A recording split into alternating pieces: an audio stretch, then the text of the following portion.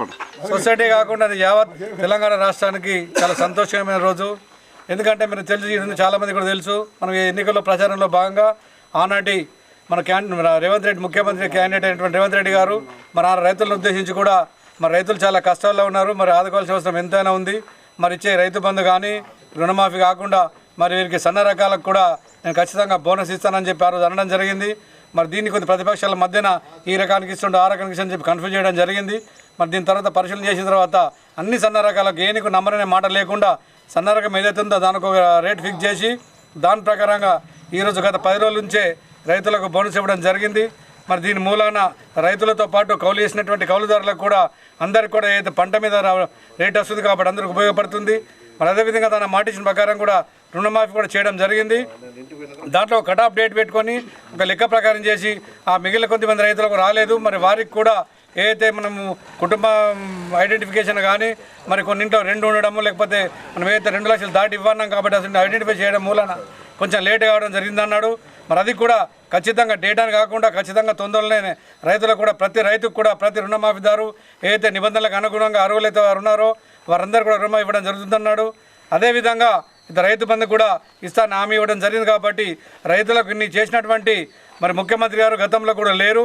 మరి రైతులకు ఎంత చేసినా తక్కువే అని మరి రైతుల కష్టాన్ని మనం ఖచ్చితంగా ప్రభుత్వం షేర్ చేసుకోవాలా, వాళ్ళకి మనం ప్రోత్సాహం ఇవ్వాలా. రైతుగా బతకానికి, రైతు మంచి రాజుగా బతకానికి కూడా మన వారికి ప్రోత్సాహం ఇవ్వాలన్న ఉద్దేశంతో మరి ఏ రంగానికి లేని విధంగా రైతు రంగానికి రైతులకు చాలా సహాయం జరుగుతుంది. మాట ఇచ్చిన పక్కన నిలబెట్టుకుని కాబట్టి వారికి ఈరోజు మా గుండారం సొసైటీ తరఫున మరి రైతుల తరఫున ముఖ్యంగా మా స్థానిక ఎమ్మెల్యే భూపతి రెడ్డి గారికి మరియు మన రాష్ట్ర ముఖ్యమంత్రి రేవంత్ రెడ్డి గారికి మా రైతుల తరఫున శుభాభినందనలు తెలియజేస్తా ఉన్నాను.